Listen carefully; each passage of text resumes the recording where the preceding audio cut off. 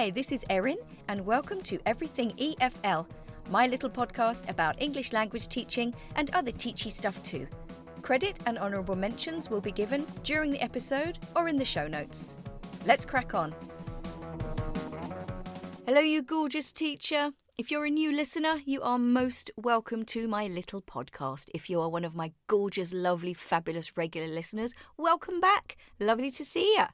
Okay, what are we talking about today? Well, as the title suggests, it's positivity. I am a firm believer in, adding and implementing positivity in any way you can in the classroom. Because for me, it's a form of mindfulness, it's a form of confidence building.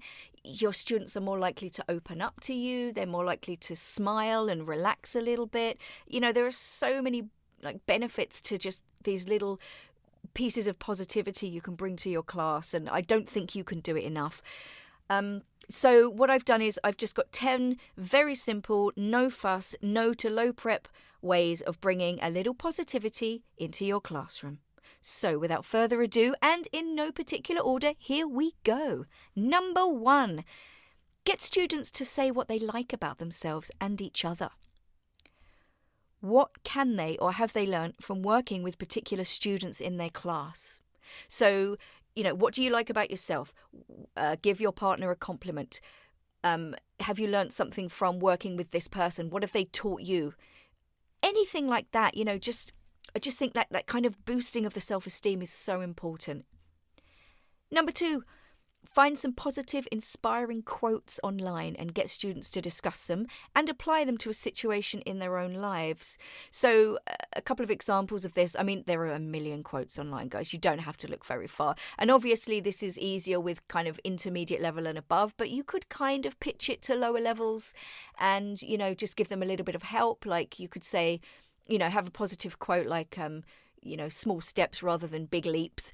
And, what does this mean to you? And maybe give them an option of 3 different answers, and they can pick the one. And then you could say, how can you apply this to your life? What goals do you have? Do they seem too big or overwhelming at the moment? How can we break them down into smaller steps? And that actual quote there becomes a really useful, beneficial conversation. And I just think it's brilliant. And I always do that. And one of my philosophies is everything is a process and you have to break everything down into smaller steps. So this lesson that you can give your students is a brilliant one.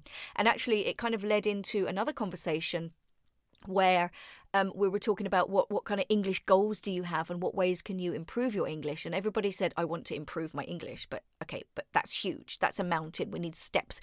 How do you do that? So we brainstorm lots of little ideas. And again, which ones can you implement immediately? Do we need to break any more of those down into smaller steps?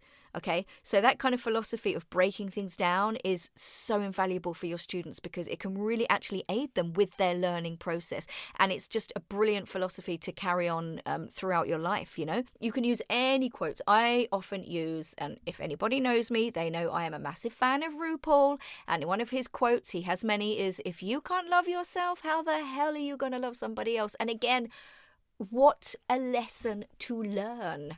And also thinking about, when people do have low self-esteem, how does their behaviour affect other people? They generally lash out, they're negative.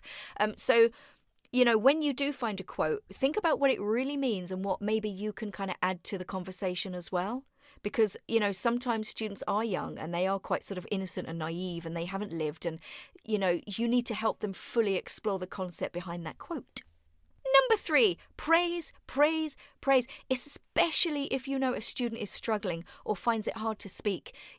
Just think about when you were at school and you got praise from your teacher, it just makes you feel so good. And, just never underestimate that. I just think it's so important to use that positive language all the time.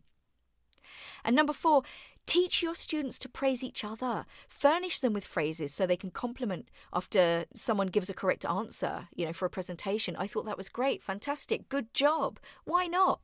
Just get that positivity. Why do you have to be the one who gives out all the positivity? Number 5, get to know their lives and ask them random questions. Now, if you listened to my episode last week, you would have heard me talking about this, gathering up as much personal information as you can so that You could ask them a question on Monday like, oh, hi Mario, did you play football again at the weekend? Or Magda, how's your sister? Did she pass her driving test? And this just really shows them that you care. And it gives them a chance to use that conversational English when they reply. Sorry guys, just taking a sip of water there. All this yapping gives me a dry throat. Number 6. Get students to show their classmates objects, possessions, photos, and talk about them. Kind of like a show and tell, the Americans would call it. And this gives them a chance to share and learn from each other as well. Look, at the end of the day, who doesn't love talking about themselves, okay? And if you have a mix of cultures, even if students are kind of it's a monolingual class, do you have students with, parents from different nationalities? I think it can still work if it's a very kind of homogenous class. They can still, bring something in that, something that means something to them, like a photograph or a gift or something like that. And, again, they're just learning from each other. They're learning things about each other. And you need that for that kind of community building in the class, which, again, is essential for, students to build confidence. Number 7. Observe and comment, showing interest. So, for example, Mary, I heard you singing Ariana Grande. What's your favourite song of hers? You could pretend you're really down with the kids. But yeah, just observe things they say and make a note about it and ask them a question about it as well. Because, at the end of the day, again, who doesn't love talking about themselves? Number 8, can your students teach you something? This taps into their interests and gives them a chance to speak with purpose on a topic that, they probably know better than you. They're probably completely engaged with, and it's relevant to them as well. And, all of the things I just mentioned are absolutely essential for learning. So I actually asked my students this on Friday, and mixed results. A couple of them play instruments and do skateboarding and stuff, but obviously they're over in Ireland. They don't have their guitar with them and stuff like that. But so I asked them to think about, do you have a skill or is there something you can bring? My last point. So, we'll see. Number 9, ask your students, what are you going to do this weekend to be kind to yourself or to treat yourself? Because maybe they weren't thinking about that. Maybe they do, I'll go shopping, I'll have lunch, blah, blah, blah. But okay, but what about doing something for you? Just a little bit of me time. Think about that. I think that's a really nice little thing to do every Friday as well. And it makes them think about it and maybe, consciously put something into their weekend where they do treat themselves, even if it's just buying a new nail polish or whatever it is. And finally, create time and space for students to reflect, either before or after activities or tasks. Even just asking them how you feel. I remember last year I had a very shy online class, and before we did our first sort of real discussion task, I asked them, how do you feel about speaking in English? And a lot of them said, it's difficult, I like it, it's difficult, I'm nervous. Okay, fine. And then you can respond to that in the appropriate way. And then, you could bring the other students into it as well. Do you guys have any advice? Can you tell this person what they think they should do to help? Again, if you can bring your students into the process, I just think that's much, much better as well. So it's not just all coming from you. So yeah, that's just 10 ways, okay? There are millions of ways to do this, and I'd love to know what your favourite ways are. Can you add any to this list? DM me and let me know, or find the little soundbite on my Instagram or Facebook where I'm advertising this episode and comment underneath. I would absolutely love to know. Let's make this a conversation. I'd love you to DM me anyway. Like I mentioned in my last podcast, I'm thinking of doing a webinar. It may or may not have taken place at the time of this recording, but my webinar idea is to help students build confidence. It's something that I'm very passionate about. So if you think you would like to participate, it's free.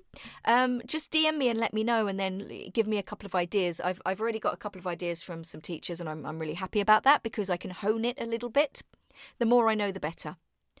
Again, just to remind you, if you follow me on Instagram, follow me on Facebook as well. The really juicy stuff is on my Facebook page. It's called Get Away From That Coursebook. So search for it and request to join. I'd be happy to see you in there. And don't forget, guys, there's a link in the show notes. It's a PDF freebie of basically everything I've said in this lesson. Still in teacher mode in this episode. It's just a handy PDF so that everything I've said is on there on one page. 2 pages, actually. So that's it, guys. Always happy to be here for you.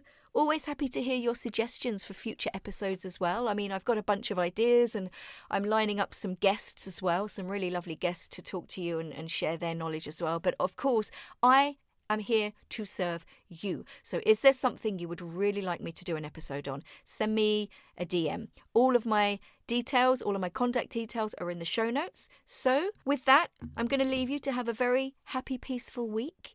And as always, guys, share the love. Oh, P.S. Take at least one thing from this episode.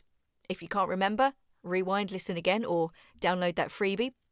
Take 1 or 2 things from this lesson and try it in your lesson. Yeah, I said lesson again, didn't I?